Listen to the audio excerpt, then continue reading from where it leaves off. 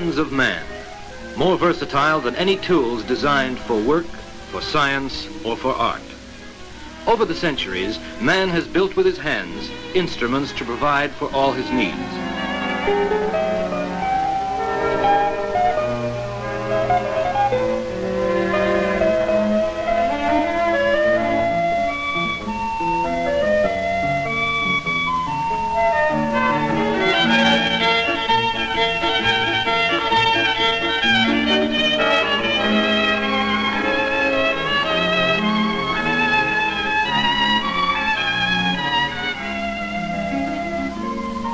Still working with his hands, man has added another element, the element of beauty, to satisfy his daily needs.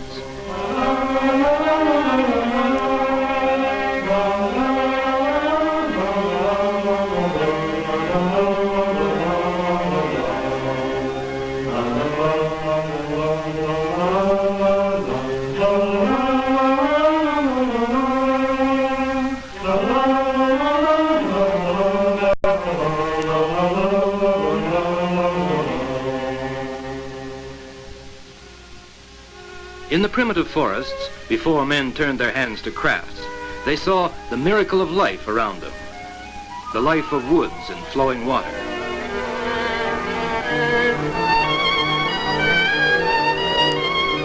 The cycle of growth and death in dazzling beauty. The mysterious guidance of instinct and harshness in nature. There was the bitter frost, the angry seas, the terror of the demon fire and storm. To primitive men, these were the fury of some supernatural being. By carving masks and symbols, the Indians of the Pacific coast gave form and substance to these gods of nature. This symbolism was a search for understanding of the meaning of life. The objects, which were the work of these craftsmen's hands, satisfied their need for beauty, and it gave them strength and courage.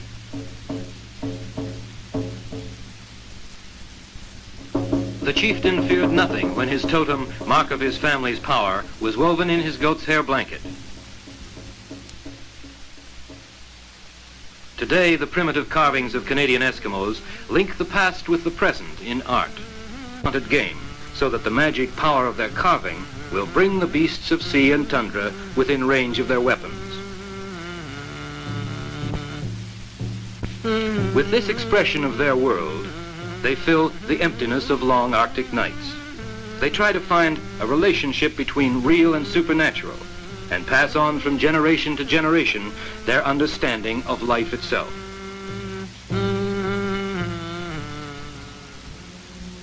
Early French settlers brought to Canada crafts of the old world. Even the simplest of the household articles of the first Canadiens were carved and decorated, again to fill the need for beauty in the wilderness. In their art, the primitive themes of life and death and nature took the form of Gothic images.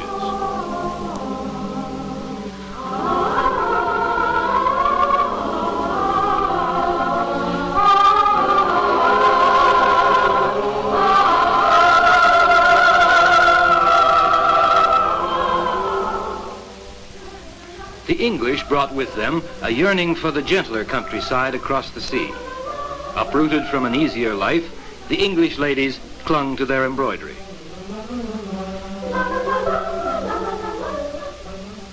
In time, this assumed a sturdier form. The homemade blankets of loyalists showed vivid patterns to brighten pioneer life. Other peoples brought their handicrafts, pewter from the Netherlands, and from the Adriatic shores, bright woven tapestries and brasswork bearing patterns of the East. From Nordic countries, settlers brought their skills and tradition of design, and soon the patterns of the homestead artisans absorbed the spirit of this limitless land.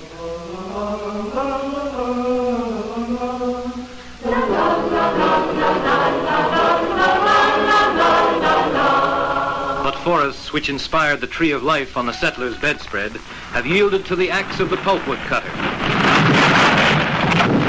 The presses of the world are hungry for paper. Science brings new wonders. No longer need man fear the supernatural, for science, instead of art, explains the mysteries of nature.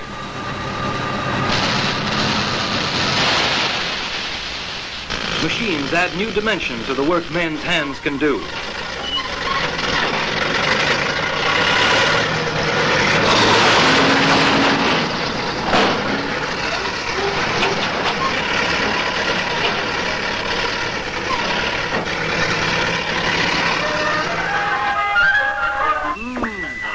Where once the spruce trees stood, now stand forests of television aerials, and tall chimneys dilute the very blue of the sky.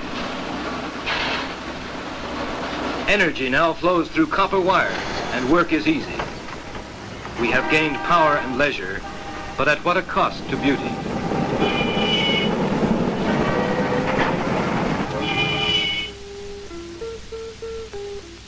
Have we lost touch with the deeper meaning of nature which primitive man sought to interpret? Has science replaced the art of the craftsman, or do we still need crafts in the world today?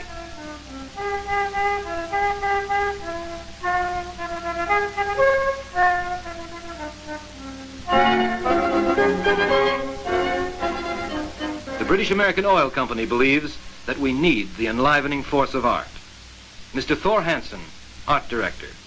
We feel that art is essential to the well-being of every man, woman, and child. We need art for man's sake, not just art for art's sake. This fact we had very much in mind when we decided, more than a decade ago, to use Canadiana for the interior decorations of the new office buildings. The focal point of the whole project is this hooked rug. Hooking has become as Canadian as the jack pine on the Precambrian shield. And what could be more symbolical of Canada than a flight of Canada geese silhouetted against the sky? The rug was hooked by the Cheticon weavers in Cape Breton Island. As a symbol of the West Coast, we have here totem poles and a leaping salmon, carved in maple and mounted on black walnut. As symbols of the East Coast, the blue-nosed schooner and a lobster. Indian legends have been visualized in carved and painted battleship linoleum. We have here the sleeping giant guarding the secret entrance to the lost silver mine on Thunder Cape near Port Arthur. Historical events such as Cartier's and Champlain's voyages to the shores of Canada are depicted in carved and tinted birchwood panels. Skunk cabbage and Indian pipes inspired radiator grills in hammered copper. When planning the craft items for the Toronto building, we used subject matters from all across Canada. But when it came to the Vancouver building, subject matters were drawn from British Columbia. So naturally, we wanted to use West Coast Indian designs, and as it was not feasible to use an actual totem pole, this innovation was devised. Ceramic tiles decorated with adaptations of traditional Indian designs have been mounted on a yellow cedar plank. A carved and painted linoleum covering has turned a constructional column into a conversation piece. Wool embroidery on canvas in this British Columbia sampler speaks the language of the native flora and fauna. Eagle, seagull, and clam gave Ellen Neal an opportunity to prove that West Coast Indians of today are still masters of the ancient craft.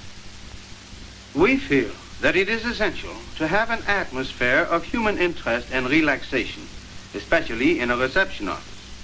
Here in our Montreal building, the work of Quebec craftsmen testify that crafts and skills of bygone days have a place in modern industry. Hooked rugs have become synonymous with the province of Quebec. Rugs that tell a story of French Canada. Other expressions of Quebec, both past and present, are the spruce grouse carved in wood and black spruce trees wrought in iron. The legendary devil horse shaped in clay and fired in the ceramic kiln, and the wolf shaped by the woodcarver's knife. The freestanding stairs and the wrought iron fleur-de-lis panels is a modern echo of Montreal's famous outside stairways. But a picture story of Quebec, would not be complete without the beaver, for we owe to the beaver the beginning of commerce and industry in Canada. The riches of the fur trade was the magnet that drew the pioneer settlers to New France. The settlers who tilled the soil, the settlers who brought with them their rich heritage of folk songs, music, and folk dances. In folk arts and crafts, we find the French-Canadian's love of his native soil and home, his church and tradition. It is love such as this that nourishes creative activities. The future does not just happen, it grows out of the past and the present.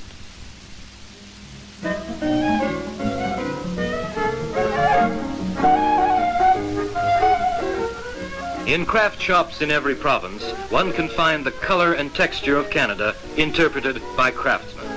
Craftsmen in Quebec and New Brunswick, in Nova Scotia and Prince Edward Island, in Ontario and Newfoundland, in Manitoba and Saskatchewan, in Alberta and British Columbia, and in the remote Northland.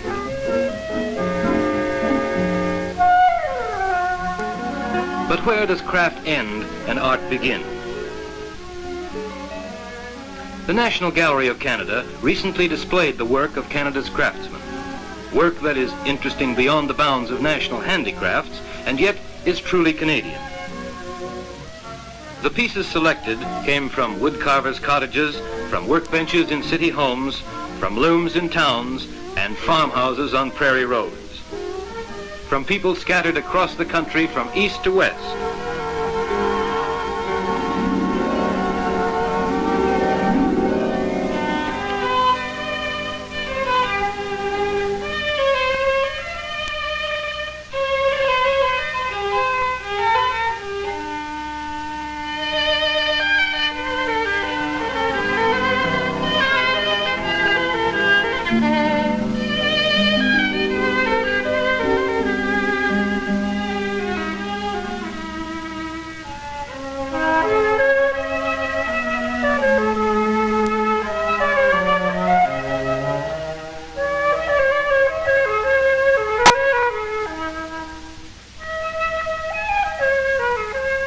So there are shops in which to buy, galleries in which to see. But the greatest satisfaction of all comes to the artisan. Wherever you go in Canada, you will find craftsmen at work. Here is a housewife potter in her basement workshop. She likes to work the raw clay, chosen for its strength, its color, and its texture.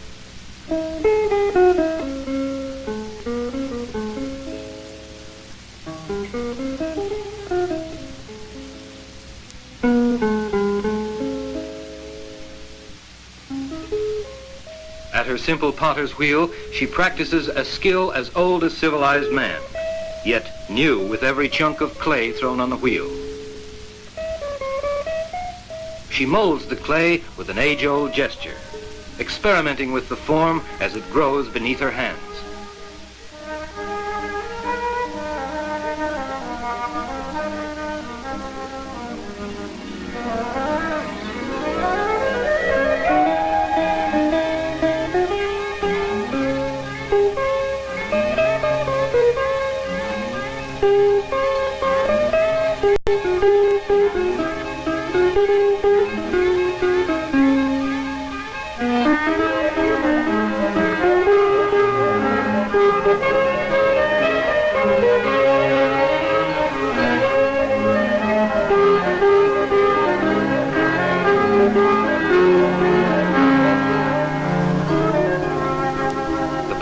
Sets her pot aside to dry before the firing.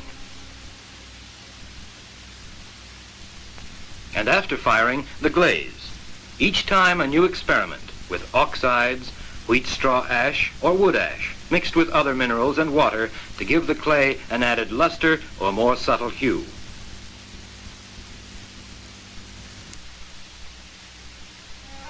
And when, a second firing done, the kiln is opened, there comes the eager moment when the potter sees the marvelous changes wrought in the glaze by fire.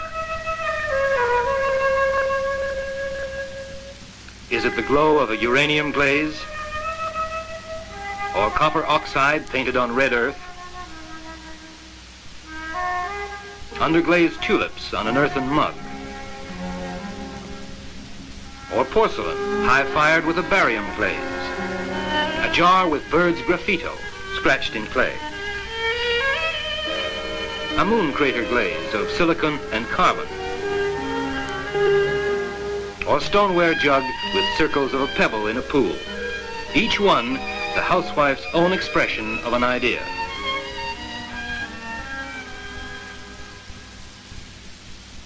In another workshop, a fire warms a wood carver at work.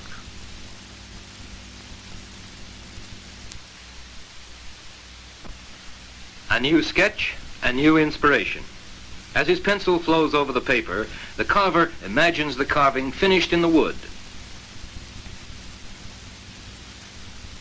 He selects a block of wood with pleasing grain. Then he rough hews it, gives it proportion, balance, massive form. The finished carving, chiseled, smoothed, will represent the mood and spirit of its prototype, yet remain true to the wood itself.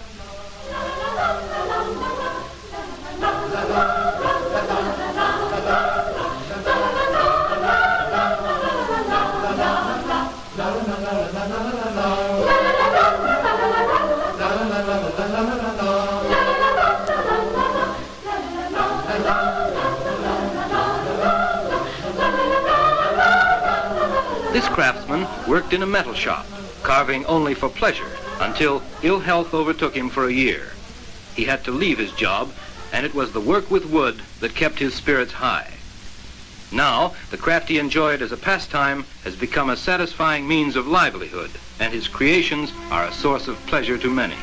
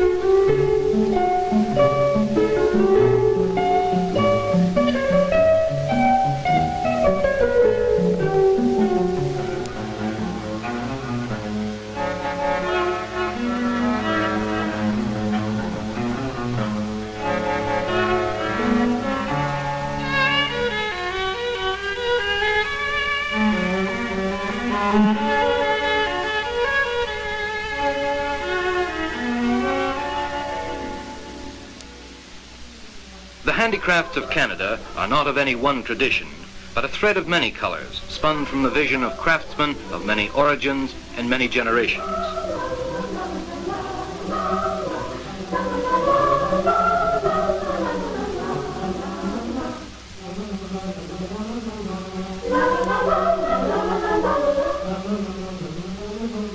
The story of wool, from the sheep in the meadow to the warm coverlet of the pioneers, is a tale told by the old hands to the young. Perhaps the vegetable dyes have been replaced by vivid hues that never knew the forest, but one may still find homespun, hand-dyed in iron cauldrons. Treasures of homespun may lie among shining modern threads in a chest the weaver's mother used far away across the sea. For art is not dead, but living, and it grows and changes with the times. The loom is versatile, but whether it is the simplest weave or a complex traditional pattern, the weaver finds relaxation in the work. The rhythmic meshing of the warp and woof, the shuttle thrown, the treadle changed, the beater pulled. The harmonious movement of hand and foot and eye bring pleasure in the doing as well as in the finished product.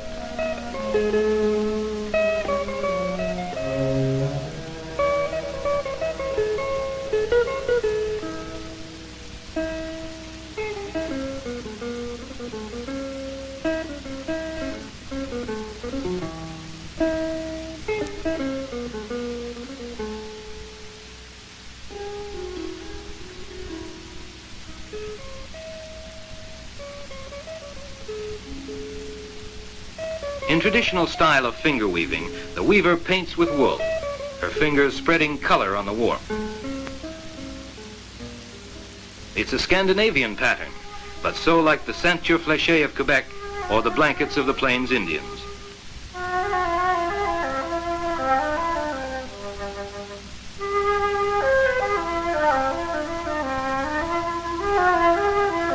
With even more skill, she has fashioned in covered warp a bird of brilliant color. Here is a bird of a different feather, a fabulous bird in bronze or in aluminum, and the metal craftsman making a mold for a new idea. Eagerly he rough-hews the first piece. This will be only part of a larger work, a mural decoration of slate and bronze and aluminum. While his hands design the face, his mind already sees it cast in bronze. It must be smooth. It will be the head of a boy, a simplified portrait of his son.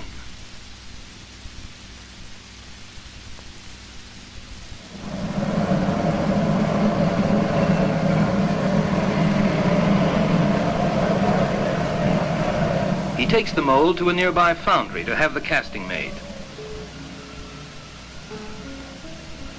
The molder lays the pattern in an iron frame and sprinkles parting dust to keep the mold from sticking.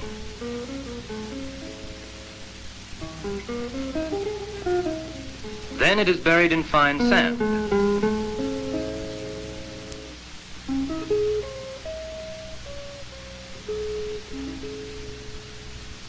The wet sand is firmly pressed so that it will retain the perfect imprint of the mold.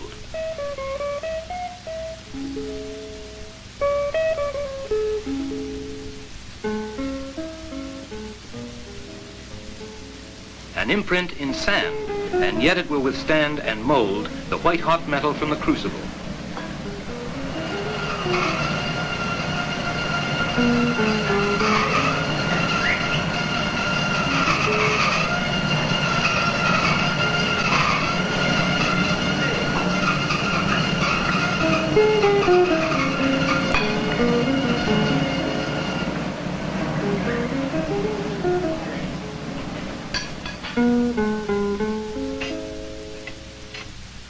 When it has cooled a little, the sculptor eagerly brushes off the steaming sand.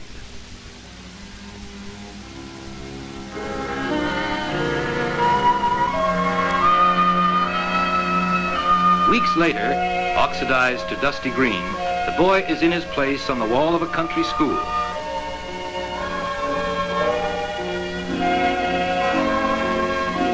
The blackboard, it is called. Designed around a burnished tree of light with flowers and butterflies, symbols of life's renewal. With birds from the air, fish from the sea, life-giving sun and moon and stars of the firmament.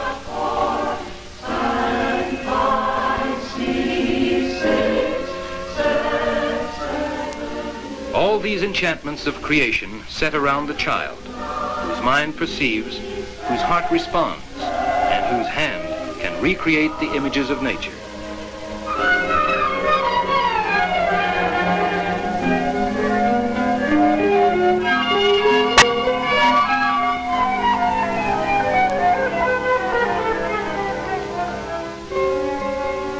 Surrounding each of us are inspirations of motion and color, texture and form. These are the precious elements waiting to be interpreted by the craftsmen of Canada. It is for every one of us to find our own expression of the human need for beauty.